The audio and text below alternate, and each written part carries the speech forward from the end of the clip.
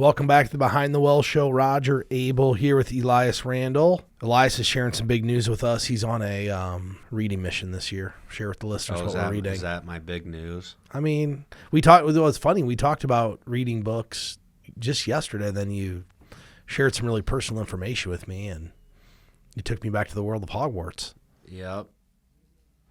And it's embarrassing because I'm an adult that is reading Harry Potter, but that's what's happening. And, you know, maybe it is useful. It's been a useful strategy for me. So I was having a difficult time winding down at the end of the day and falling asleep. So I thought, okay, well, I'll read. And that started with reading books related to either work or officiating, right? The two things I spend most of my time doing. Well, that's too stimulating, and then I can't sleep because I'm thinking about those things. And my kids had the box set of all the Harry Potters. My daughter wanted to get them a couple years ago, so I thought, well, maybe if I read fiction books, that'll help me fall asleep. And one, I enjoy it. It's kind of a fun story. I read the first two in about 6 weeks, but it's been effective. It's kind of a nerdy thing to do, but I've enjoyed it. I like kind of going to Hogwarts right before I go to sleep and learn a little bit of magic. I think as you get older, what you do actually changes. Like, your activities change. I mean, I guarantee you 10 years ago, you weren't thinking about reading a book before you went to bed. No, and if I was, it would have never been something fiction or science fiction or something like that. Yeah, and 10 years ago, you didn't worry about getting sleep, and neither did I. We didn't have little kids. Now you're like, I got to get some sleep. You know, back in the day, you're like, I can go to bed at 11 because even if I'm tired for work, I don't have any other responsibility. And now you kind of got to be on your game with these little kids all the time. Yes, without proper recharging, there's no way you can. I don't know how people can do it with little kids. And if I don't get a good night's sleep, maybe like one night's not so bad, but if it's 2 or 3 nights in a row, then I'm grumpy and I don't want to do anything. And, you know, between work and having a family, it's a lot. And kids don't, people that are listening have children, they understand. But if you've never had a family, it's hard to grasp how much energy that they always have and how much energy they require to engage with them. Do you ever think back to 10 years ago and figure out what you were doing with all your time? Okay, yes, I have. Yes. And like how much you accomplished today versus then? Yeah, here's the thing I talk about with people. Remember when you're in college and it's finals week and you're just like, how am I ever going to study and get through these tests and get everything done at the end of the semester? And then you think about, you're not busy. That's not even close to being busy. That's nothing. 4 hours of studying? What's that? Right, but it feels like a lot when you're going through it. Well, I think as you age, every chapter in your life, things change. So I think back to myself, 10 or 15 years ago, I'd fish 4 days a week, 3 to 4 days a week, right? I'd find a way to get out after work. I'd fish Saturday morning, Sunday morning. I had my boat out 2 times last year. And it's not because I don't want to do it, but one, my interests have changed because I have kids and other family things going on, but you have so much, you're so busy, you can't find a 3-hour block of time after work, and you don't have 8 hours to commit to go fishing on a Saturday. You know, it just, things change as you get older. It does. And personally, I would rather just hang out with my kids and do the stuff that they like doing. Yeah. I have a lot of fun and enjoyment hanging out with them, and it's, you know, you kind of got to turn it down a little bit, right? Because they're kids, they're not adults, or they're not interested in all the things I am, but it's fun hanging out with them. So you're in your 30s. I'm in my mid-40s. My wife's a little older than I am, not much. We're approaching this like age 50, which I think for a lot of people is a big milestone. And I know personally, there's just a lot of different things I think about now. Just even from 2 years ago, just you're like, man, 60's not that far away, and 65 not that far away, and 70's not that far away. And I think for people, 50 is like this number where like, whoa, where did the last 30 years go? And I'm 10 to 15 years away from retirement. And, And I feel like that's when people get really serious about it for a couple reasons. One, my interest have changed because I have kids and other family things going on. But 2, I many people at 50, they're starting to have kids exit the house. So they have more time to start to focus on, okay, what do I need to do to prepare? When you have 3 kids running around your house, or 2 kids or 5 or whatever you have, it's just purely trying to figure out how to get to the next day, get everybody to the practice and keep them fed and get them to school and not forget one. And how to teach the baby not to eat the food that the other kids dropped on the floor the day before. Keep batteries out of their mouth. I don't know. Just, you know what I mean? So like 50's that milestone where people are starting to leave. And we talked about a couple weeks ago, I mentioned that one of the things I'm looking forward to about 50 for both myself and my wife is being able to do catch-up contributions into our 401k. And I said, how boring has life gotten that's like, my life isn't boring, but I'm excited for that. 1, because I can afford to do it. And 2, there should be that could be like one of those memes that's like, tell me you're a financial advisor without saying it. Well, I'm excited for catch-up contributions. Like no one else would say something like that. Well, it's because I see the impact of it. Yeah. Like I know what that impact is for 15 years if I do that. But, you know, we've done a lot of research on people in their 50s or entering their 50s, and most people going into their 50s, I won't say most, but many feel really unprepared for retirement. And it's because a lot of people have raised a family. They didn't have discretionary income to go do a catch-up contribution. I mean, I don't look that close, but I know what we spend on activities. What most families, if you have 2 or 3 kids, are going to spend on sports shoes and dance or music or whatever those activities are, for a lot of people, that's a monster retirement account if you don't have to spend that money. So now you get to 50. If you didn't have kid activities and you just saved all that money? Yeah. Oh, you'd have millions of dollars. Now, it's not worth it because you're forgoing all those experiences with your kids and all those things that they have. That's worth more than this monster retirement account. But that's why people enter 50 unprepared. They don't feel like they're doing great because they've had to raise a family. I mean, that's a Gen Xer. Average savings, $40,000. I was a little surprised. I thought I was a little surprised by that. I think the other thing, people at that age, what I've noticed even with really good savers is they still feel unprepared. It's probably because they haven't done any financial planning and they haven't really had a professional quantify for them that they are prepared. So a lot of people are in that boat. They either feel behind because they haven't saved enough, or a lot of people have saved enough, but they just don't know it, and they don't know, is this going to be enough? Have I done the things I should do? So either way, you know, it kind of leads to the main topic of our show, and you get a financial plan to kind of evaluate where you are, right? That's kind of the starting point to figure it out. ARP had a study, 62% of people age 50 and up have not consulted a financial advisor. That means 62% of the people think they can do this on their own. We're the only job in the world that people think they can have zero experience and make it work really well. Yeah, well, I mean, right. seriously. Yeah. Oh, yeah. Or people think, oh, can I talk to you a couple times and can you educate me about investments and then I'll just go buy my own? No, that's not how I do it. Well, it can't happen. And that you quick. can't. Yeah, I can't have 3 conversations with you and then you understand. Like that'd be like me saying to my plumber, "Hey, come over to my house and meet with me for 3 hours, and then I'm gonna replace all the plumbing in my house." I'd have a flood. It's a 100% chance I'd have water damage. So one of our friends was helping me replace a toilet the other day.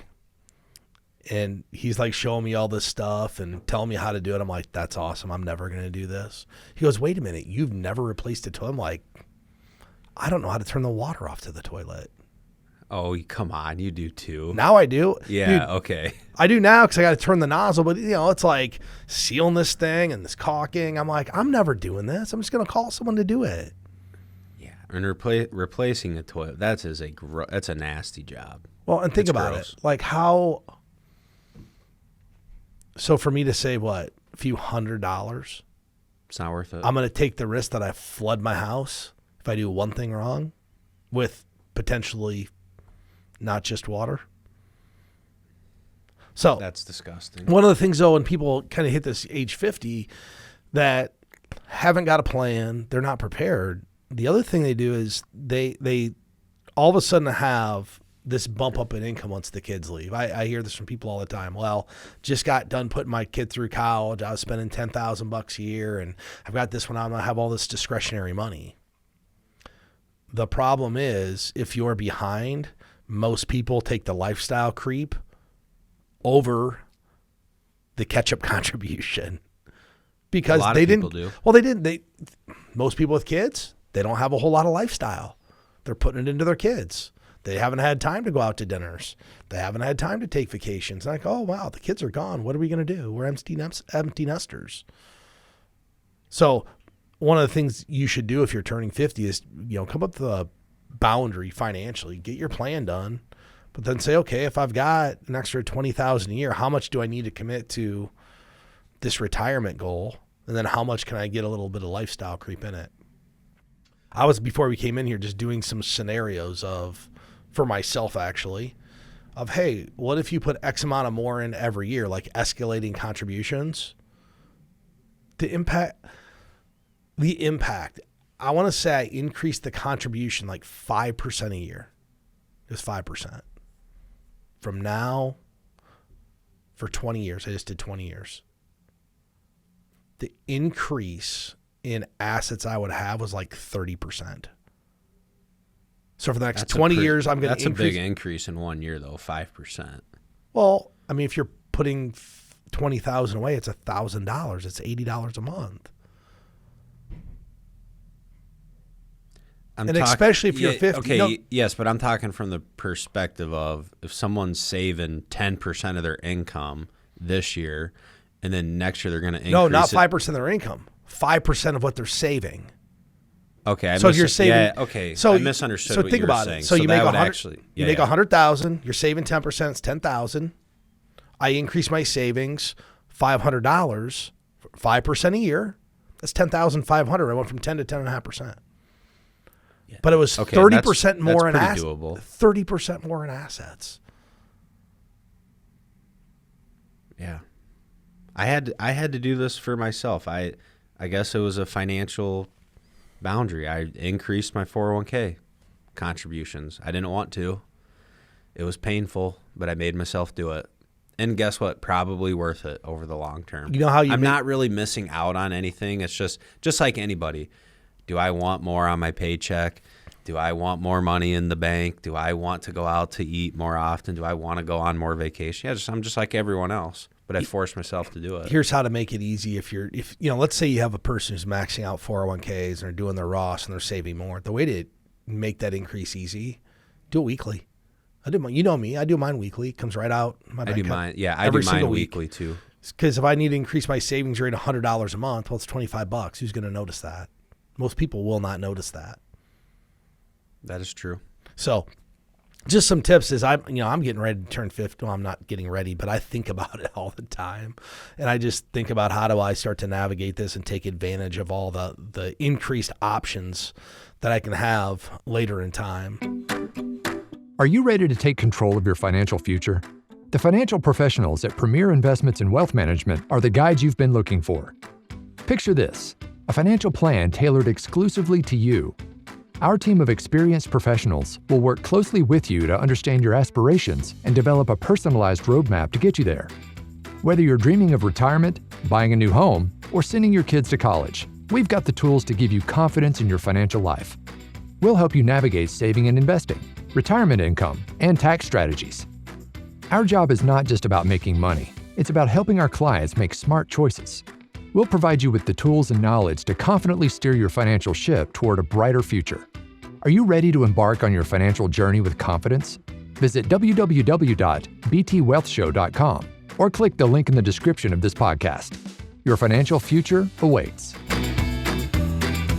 Elias, one of the other things I realize the older I get, the further I get away from tech. I don't get further away, but I feel like technology gets a little bit harder. And think about this. When you were young, you were like all up on the tech. You knew all the new technology. Most people. I was not in that category. Okay, but then you look at like your parents, and you're like, man, you guys don't know how to do any of this stuff. Like my parents, my wife's parents, they don't know how to work a Hulu or a streaming TV service. They still need DirecTV and the channel changer and all that. But I look at my kids now. Well, your daughter's in a coding class, right? Oh, yeah. You should, little kids with computers or like an iPad, just swipe, swoop. They're fast. They're looking at mom and dad and saying, you have no idea what you're doing. So my daughter the other day pulled up my computer. She's like, Dad, I want to change your screensaver. I'm like, okay. She's pressing all these buttons, and pretty soon I have these dinosaur fish on my Google page. And I'm like, how do you know how to do this? She's 7. I'm like, how do you know how to do that? So now we're our parents. But one of the things, I was doing our FINRA CE yesterday, actually.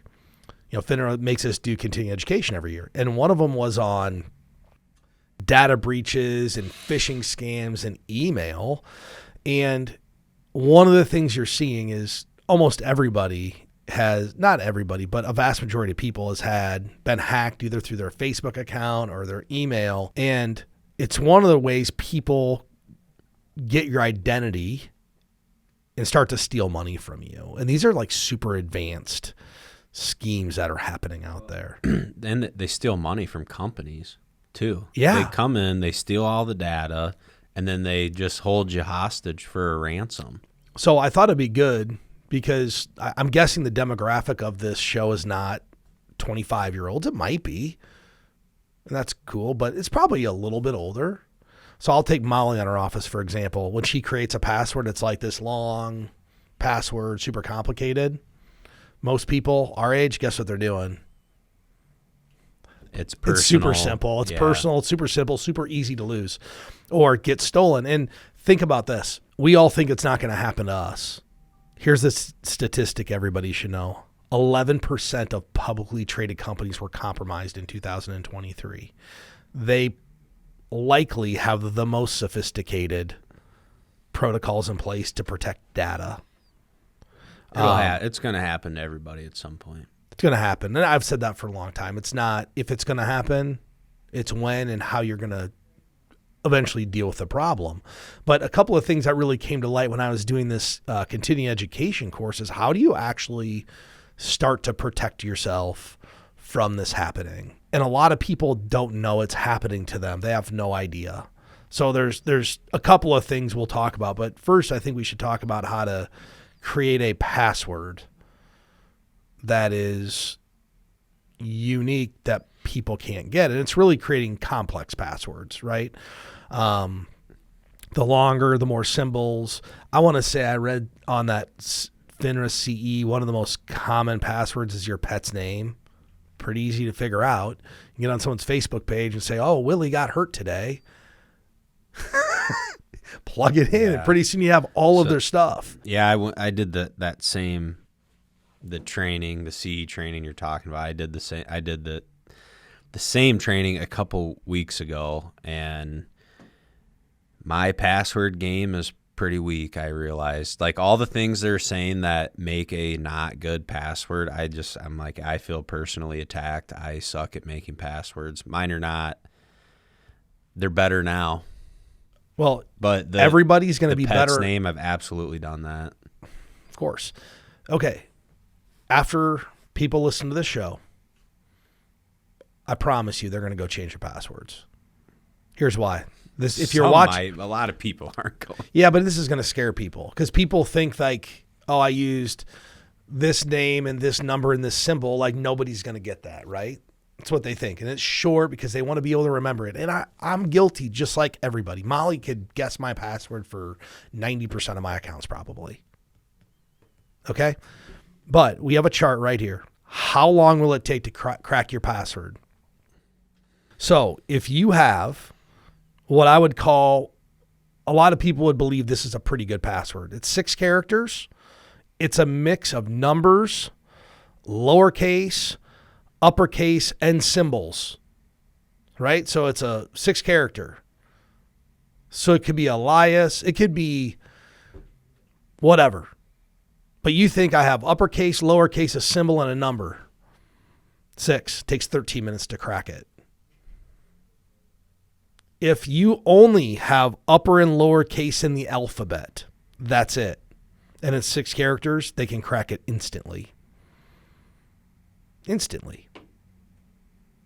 But if you went to a 10-character password with lower and uppercase in the alphabet, so no symbols, no numbers, 10 characters, 169 days to get it. If you did a 10-character password with numbers, lowercase, uppercase, and symbols, 10 characters, 928 years to crack it. So everybody listening, I really believe you should have a password that's at least 10 characters with uppercase, lowercase, symbols, and numbers. I'm going to change all mine to 10 characters. Are you really? Yeah, I am. This is, well, I mean, so let's just think about it. How if somebody got your Facebook profile, they probably are going to get your PayPal too, because a lot of people have it connected. If people get into your email, if someone broke into your email, how much information can they get about you? From email? Yeah. I have no Probably idea. way more than I can't you even answer think. that question. I have no idea. I don't know. I don't know. What stuff's been emailed I to just you? figure it's all of it. Yeah. All the information. If they get in my email, they're getting it all. They're going to be able to figure out what credit cards I have. They're going to figure out what banks I have, because everybody sends you a confirmation.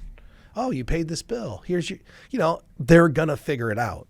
So I think the first way to really start to protect your information, and this is eye-opening for me because I've been on a poor job of doing some of this. Now, I think most of my stuff now is close to 10 characters, but it's probably stuff people could crack if they knew enough about me. Yeah, most of the programs we use, just to give it a good password, which now that we're talking about this, it makes sense. Like our broker-dealer passwords are required. They're all like 10 characters. I'm talking about your password to get into your home mortgage.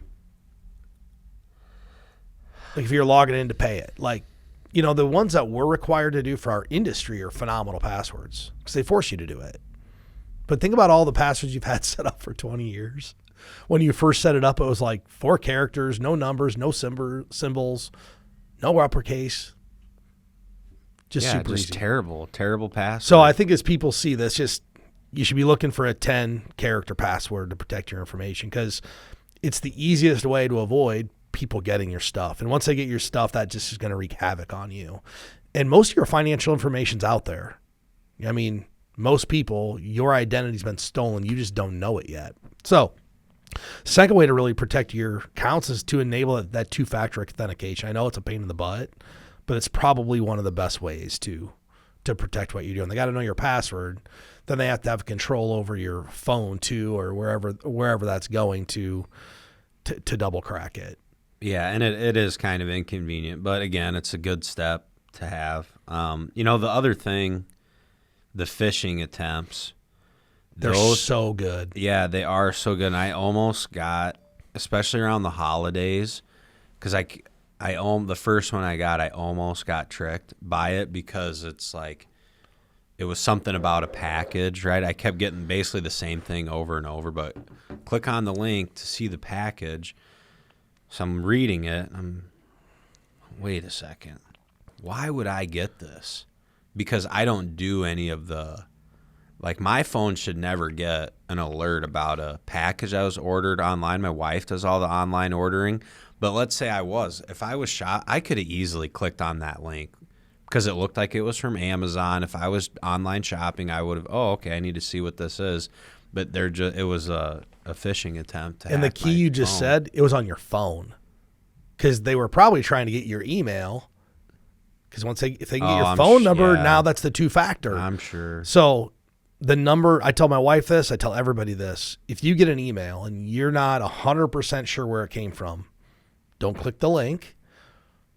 Go to the website, type the www URL, and go log in and see if is real, but don't click the link. That's what they want. I've been getting them from, and like when we get them through our corporate email, we have a little phishing tab that we can hit and say phishing, so it starts to sort it out. But if they get into the corporate stuff, it just spreads like wildfire. So don't click links. I'm getting these ones, hey, your invoice is attached. Which don't do curiosity kills the cat, right? Don't do it. People are curious in nature. We're curious, like, oh, what could that be? Don't click it. So when in doubt, just pick up the phone, call the company, go directly to their website. I think that it's the couple of really great pieces of information I pulled out of this previous continuing education course that I just did. And I was kind of alarmed. I didn't realize they could get my password if you have a 7-character password with uppercase, lowercase, they're going to get it within the day. So 10 characters in your password. But I think to end the show, we're having a segment every single show, Elias, about how we're going to challenge blanket advice in 2024. And instead of just taking the blanket advice, we're trying to figure out and say, hey, why is this good or bad? And why is blanket advice maybe dangerous for your situation? And I think I'm going to throw this one to you, and it's about Social Security. Because there's a lot of blanket advice about Social Security. You should always take it at 62. You should always wait until you're 70. There's hundreds of ways to claim this benefit. Give me an idea or two why blanket advice isn't really probably the best way to go about determining when you're going to claim Social Security if your goal is to maximize it. Yeah, not everybody's goal is to maximize it. But if your goal is to maximize it, let's talk about why blanket advice isn't the greatest way to do this. Well, in general, and I'll start with the first one, just take your money and run. That thought, I'm going to claim as soon as I can at age 62. So, first, blanket advice. That could be something you Googled. That could be a tip from the barber who cuts your hair. It could be a tip from one of your buddies that you drink beers with in your garage. They probably don't know enough about your individual situation to make a recommendation on what your Social Security strategy should be. And barring an event or bad health, the reality of claiming at 62, statistically, that's probably the way to get the least amount of money over time out of Social Security. Now, that being said, maybe you don't have other assets to supplement your income sufficiently that you have to take it at 62. And if you need it for income purposes, it's a good idea to maybe take it. If you know it's a crystal ball question too. If maybe you've had health events or you don't have like longevity on your side when you look at the family history, those things you should think about as well. Now, anything else before I go into the waiting until 70? Anything else on just taking it at 62? I don't even think it's so arbitrary. There's so many factors that go into when this is right for you to take it. There's so many cases where we have one spouse take it at 62 and one wait till 70 because we're trying to minimize risk.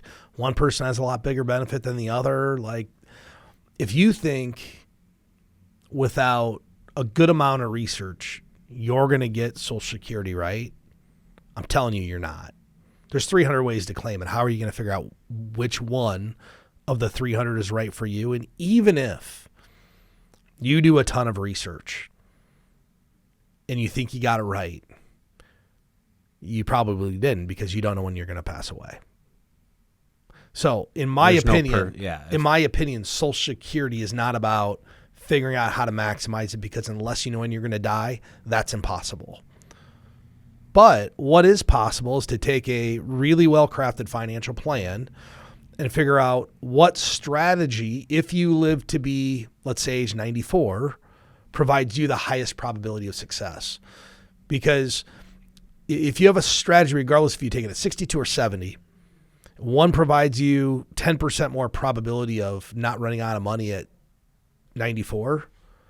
Do you really care if you passed away at 80? You're not going to know you didn't maximize it. But at 94, you might look back and be like, boy, I wish I would have done this different now because my quality of life is going down. And I get it. Social Security has inflation increases in it. The inflation increase in Social Security is typically enough to offset the increased cost of their Medicare. It's not improving their quality of life. It might offset their healthcare cost. So I think the only way to do this is see what works best in a financial plan, what protects your spouse or your family the most if something happens to you. And if you're looking to get that done, you can go to btwellshow.com.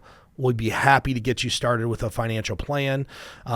If you haven't gotten your personalized one-page Premier Vision document, you can click started there. I think we also have a financial wellness quiz that's been really well received for people who just want to kind of get a checkup and see where they're at. That's btwellshow.com, or you can click the link in the description. Elias, I want to thank you. It's a great show today. I'm happy to hear that you're in the Hogwarts books. I'm excited to. You're welcome. If you want to know what happens in Harry Potter's first 2 years of his schooling at Hogwarts, I'm pretty well versed in that. Here's right what now. you don't know. I've watched every single Harry Potter movie. I've seen the movies. Yeah. Is the movie a lot different? Actually, at least the first 2 books that I've read and then knowing the movies, I think they do a really good job of either consolidating things that can and leaving. I don't think they leave out anything that's super important to the story. All right. Well, with that said, I want to thank everybody for listening. If you're looking for more content like this, please subscribe to our channel, and you can follow us on social media. I want to thank everybody for listening.